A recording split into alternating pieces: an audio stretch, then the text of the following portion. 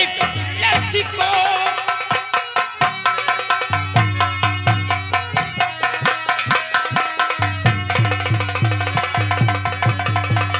छोड़ दे लड़की को, घर भला चाहता आज्ञा डाकू कर्मा।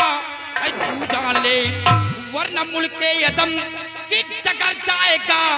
आखिरी बार भगवान का नाम ले।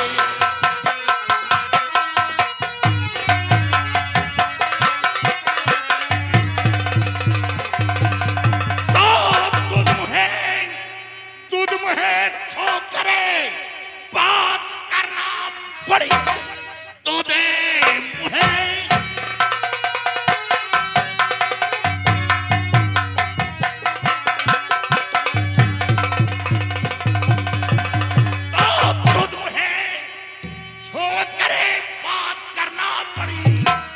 वरना गुस्सा कहीं मेरे लग जाएगा। आगे पीछे ना बिल्कुल विचारू जरा। धर्मा मुल्के अदम को पहुंच जाएगा। नाम है धर्मा और कार्य करता है नीच का। धर्मा ये डाकुओं का धर्म नहीं कि कोई अबला या किसी लड़की को अपने पास रखे। अगर तुम सब अपने जान की खैर चाहते हो तो इस लड़की को हमारे हवाले कर दो। इसी में तुम सबों की भलाई है। डाकू कर्मा, अगर लड़की का नाम दोबारा जुबान पर लाया तो अंजाम दर्दनाक होगा। धर्मा ये कर्मा अंजाम की परवाह नहीं करता है और हमेशा अपने सर पे कफन बांध कर चलता है। धर्मा अगर लड़की को ले जाना चाहता है तो हमारे और तुम्हारे बीच में एक शर्त है। क्या शर्त है? धर्मा शर्त यह है कि तुम्हें हमारे साथ में जंग करना होगा। अगर आपने मुझे जंग में परास्त कर दिया तो शौक से इस लड़की को लेकर चले जाना। ये कर्मा तुम्हारी राह नहीं रोकेगा। अरे हे बच्चे, हमें जैव समझ कर ललकारा है। तेरी शर्त हमें मंजूर है। साथियों, गोली नहीं चलाना। जंग कर्मा और धर्मा के बीच होगा।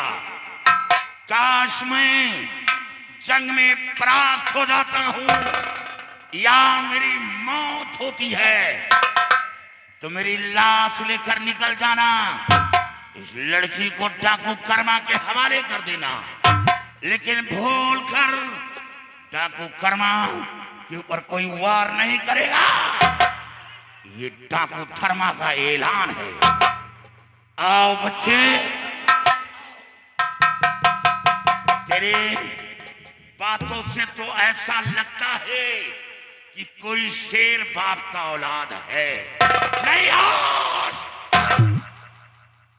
कोई मां ऐसे औलाद को अपनी कोख से जन्म नहीं दिया जो इस घाटी के अंदर डाकू धर्मा से नजर मिलाकर बातें करे। और धर्मा मुझे भी लगता है कि हो कोई शेर दिल, हो कोई शेर दिल, इसीलिए कर्मा से टकराने की कोशिश किया है। अन्यथा आज तक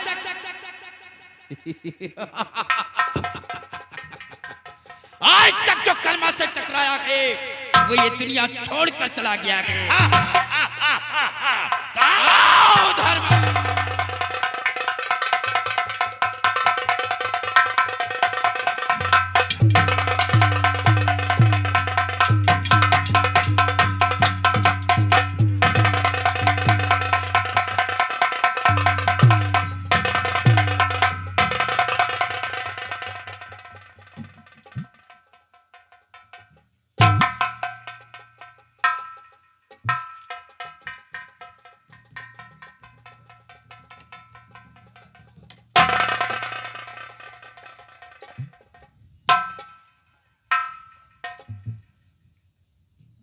धर्मा, जब तुमने मुझे जंग में परास्त कर दिया तो तुम्हारे हाथ क्यों रुके?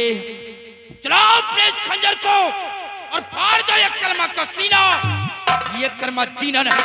और बच्चे, मौत तो निश्चित मिलेगी, लेकिन मरने से पहले मेरे सवालों का जवाब दे कि तू पैदाशी कर्मा है या किसी जुल्म के कारण इस घाटी के अंदर जुल्म कर्मा बना घूम रहा है। नहीं धर्मा, कोई अपनी मां की पेट से डाकू बनकर जन्म नहीं लेता है, बल्कि जब इंसान के ऊपर जुर्म होता गए और दुनिया के हर रास्ते बंद हो जाते गए तो सिर्फ एक रास्ता बचता गए और वो है पीहड़ का। ये पैदाइशी कर्मा नहीं, बल्कि किसी के जुर्म के कारण कर्मा बना गए। और बता, ये जो तेरे गले में माला पड़ा है, किसी के घर डाका डाला या हत्या करके हासिल किया? बता, ये माला तेरे गले में कैसे आया?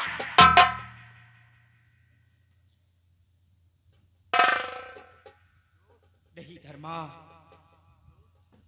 आज तक ये कर्मा किसी गरीब के यहां डाके नहीं डाले गए और न ही अपने इन हाथों से किसी बेगुनाह की हत्या की गई।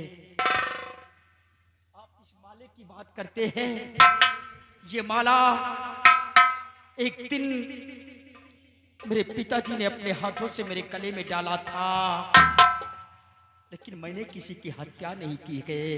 तेरे पिता का क्या नाम था जो अपने हाथ से तेरे गले में पहनाया था? धर्मा, मेरे पिताजी का नाम सेनापति बलबीर सिंह था। लेकिन धर्मा, इन सब बातों से तुम्हारा वास्ता क्या है? बेटा, बेटा, बेटा, मैं डाकू धर्मा नहीं, बल्कि तेरा बाप बलबीर सिंह हूँ। बेटा, मेरी गोद में आ, मेरे लाल, मेरी गोद में आ। बेटा, मैं तो सोचा था कि तू जल्लाद के हाथों से मारा गया, लेकिन फिर बता कि जल्लाद के हाथों से कैसे बच गया? कैसे बच गया बेटा, कैसे बच गया? हाँ पापा, भरे राज दरबार से जल्लाद हमें घसीट कर ले गया बियावान जंगल, लेकिन जैसे ही उसने मेरे गर्दन पर वार करना चाहा, ना जाने क्यों उसके हाथ से शमशीर छूटकर जमीन पर गिर पड़ी। उसने मेरी जान को बख्श दिया। पापा, दोषी हम नहीं थे, हम तो आशाम का मेला देखकर वापस लौट रहे थे कि अचानक चमन की तरफ शोरगुल सुना और वहां पर दौड़ कर गया तो देखता क्या हूं कि महामंत्री रंजीत सिंह राजकुमारी की इज्जत से खेलना चाहता था। मैं तो राजकुमारी जी की हिफाजत करके सिर्फ मां के कहने से राजमहल के बड़े गेट तक छोड़ने के लिए जा रहा था। लेकिन बच्चे, जब ये बात थी तो ये बात महाराज के सामने क्यों नहीं कहा?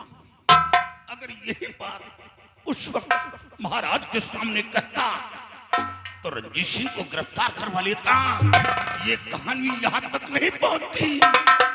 हाँ पापा, लेकिन मैंने जैसे ही आपसे सच्चाई बतलाना चाहा, उसी वक्त सम्राट उपस्थित हो गए। उनकी डर से, उनकी दहशत से हम आपसे सच्चाई न बतला सके। अपनी जुबान बंद करके अपने गले में फांसी का फंदा ठलवा लिया। लेकिन पापा, आपने तो भरे राज दरबार अपना फर्ज पूरा किया था, फिर आप अपने जिस्म की खाकी वर्दी उतारकर अपने जिस्म पर यह काली वर्दी धारण क्यों किया गए? बेटा, अब मैं सेनापति नहीं रहा, वो वर्दी मेरे जिस्म से छीन ली गई। अब तो जेल का भागा हुआ मुजरिम। बेटा, ये लड़की कोई और नहीं, ये महाराज की बेटी राजकुमारी दीक्षा है, जिसके खून के इल्जाम में हमें जेल भेजा गया था। बेटा, ये लड़की बाबा कल्याणी मल के पास थी। वो कल्याणी मल बाबा नहीं रहा, वो शैतान बन चुका है। वो बहन बेटी की इज्जत का लुटेरा बन गया।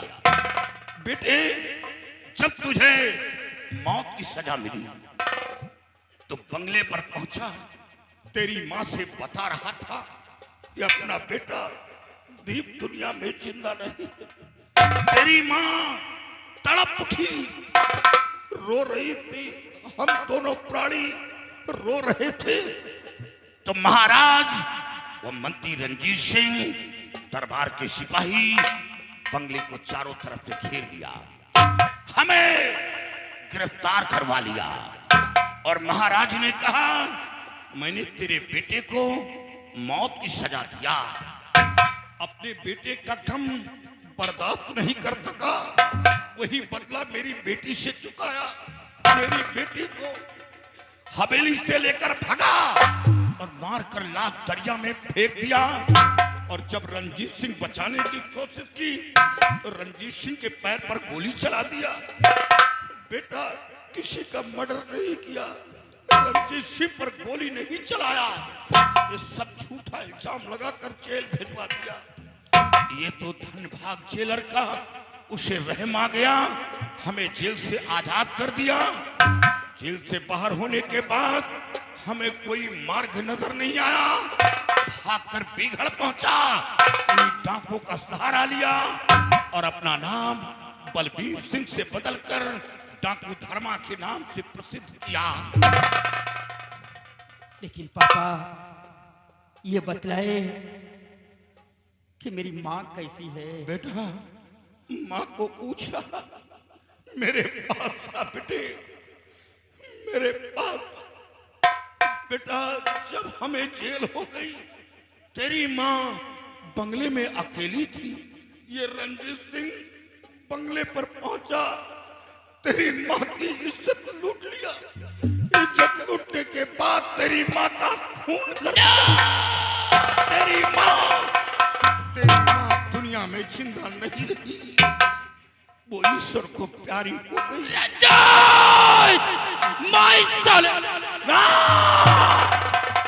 नहीं,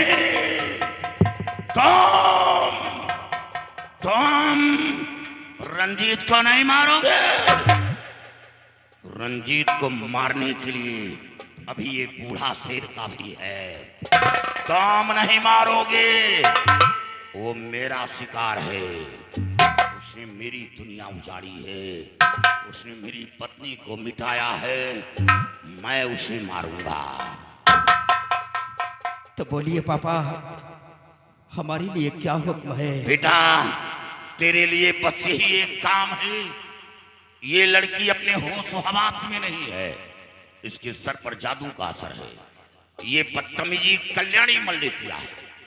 इस लड़की के सर पर जादू का असर डालकर मेरी नजरों के सामने से एक कबला को लेकर भागा है। बेटे, मैं इस मुल्क का सेना नायक था। वो वर्दी तो मेरे जिस्म से बहुत दूर हो गई, लेकिन दुनिया को ये साबित कर दूंगा कि ताकत वर्दी में नहीं होती, ताकत इंसान के जमीर में होती है। वो ताकत, वो जज्बा, वो कुव्वत आज भी मेरे अंदर है। कल्याणी मल के पंजे से उस अबला को छुड़ाऊंगा, क्यों ना मेरी जान चली जाए। ठीक है पापा, आप चले उस बाबा कल्याण मल से उस औरत की हिफाजत करें, उसकी जान को बचाएं और भरे रात्रवार राजकुमारी जी को लेकर मैं जाऊंगा और आपको निर्दोष साबित करेगा ये आपका बेटा। शाबाश बेटे, बाप का अधूरा कार्य औलाद पूरा करता है। बेटे, तेरे सर पर माँ का आशीर्वाद है। खूनी जल्लाद के हाथों से बच गया तो तुझे मारने वाला कोई पैदा नहीं। अरे जिसको रखे साइया।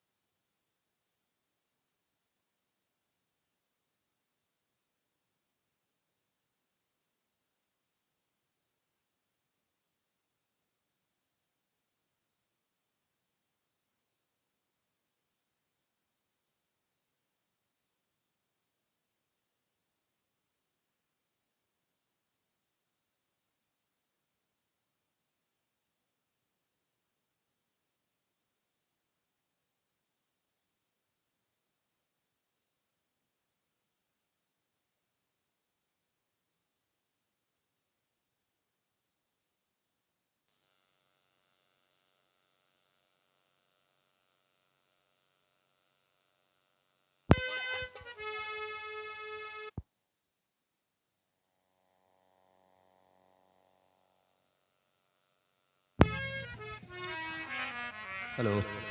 बैठ जाओ अभी अभी खेल नहीं खत्म हुआ है, बैठ जाइए।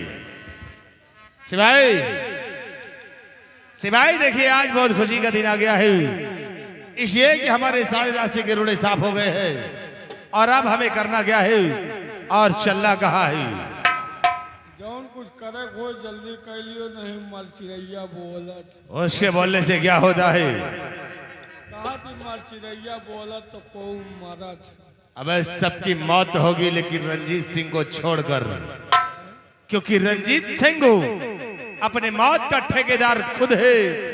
यमराज को खंभे में बांध रखा हो। जौने खंभा बांधे रहे खंभा वही भारा। बिलारो बहुत रोवत। अबे वो अपने बच्चों के लिए रो रही है। हमका लागत है बची हो न काया। अलास्कुन बोल रहा है। चलो हम चलते हैं आज चंदमल के पास और चंदमल से यही कहना है कि राज रियासत ताज और तख्त मेरे हवाले कर दो। तुम्हारे कहने से कह दे। क्यों? हमका तो उम्मीद नहीं। और उसने मेरे कहने से इनकार किया तो आज उस सरामजादे बुढ़े को ठिकाने लगा दूंगा। आ मेरे साथ।